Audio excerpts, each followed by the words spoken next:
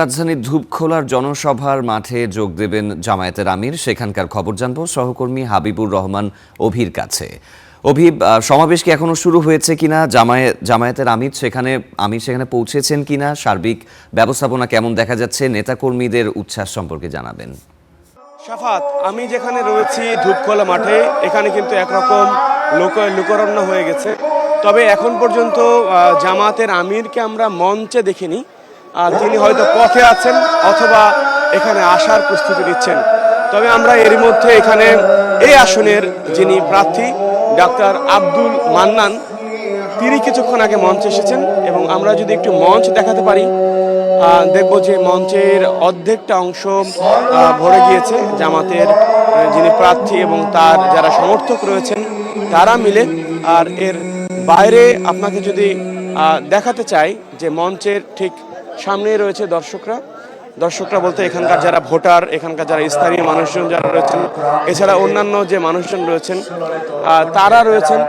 বিশেষ করে আপনাকে জানিয়ে রাখি যে আজকে জামায়াতের আমির সকাল থেকেই কিন্তু বিভিন্ন আসন তিনি চষে বেড়াচ্ছেন।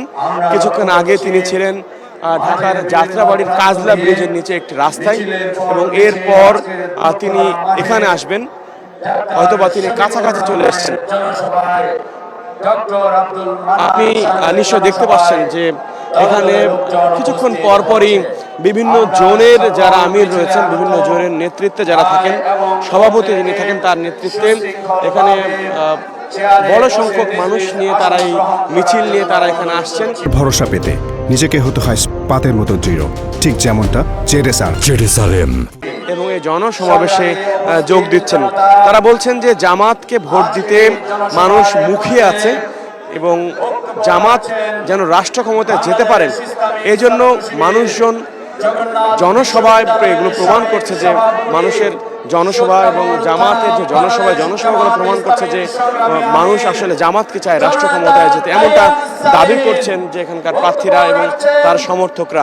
এবং তারা বলছেন যে বাংলাদেশকে ইনসাফ ভিত্তিক রাষ্ট্র গঠন করা এবং দুর্নীতিমুক্ত দেশ গড়া, এই দুটি মেইন মোটো নিয়ে মূলত জামাত নির্বাচনী মাঠে নেমেছে। এবং আমরা যে বিভিন্ন আসনে জামাতের প্রার্থীদের সঙ্গে কথা বলছি, তারা বলছেন যে তরুণ সমাজকে যেন একটি ভালো দেশ তারা উপহার দিতে পারেন, এমন একটি বাংলাদেশ তারা নির্মাণ করতে চান। আরেকটু আপনাকে দেখায় যে এই জনসভার ঠিক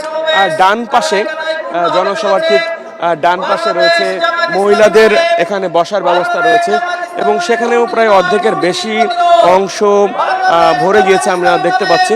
তবে জামাত আমির আসার পরপর এই আসন যে খালি থাকবে না এটা বোঝা যাচ্ছে, কারণ কিছুক্ষণ পরপরই বড় বড় মিছিল আসছে এবং কানায় কানায় পরিপূর্ণ হয়ে যাচ্ছে। তো ধূপখোলা মাঠে এখনকার যে পরিস্থিতি আমরা দেখছি যে এখানে মানুষের উপস্থিতি, বড় সংখ্যক উপস্থিতি এখানে বলা যায়।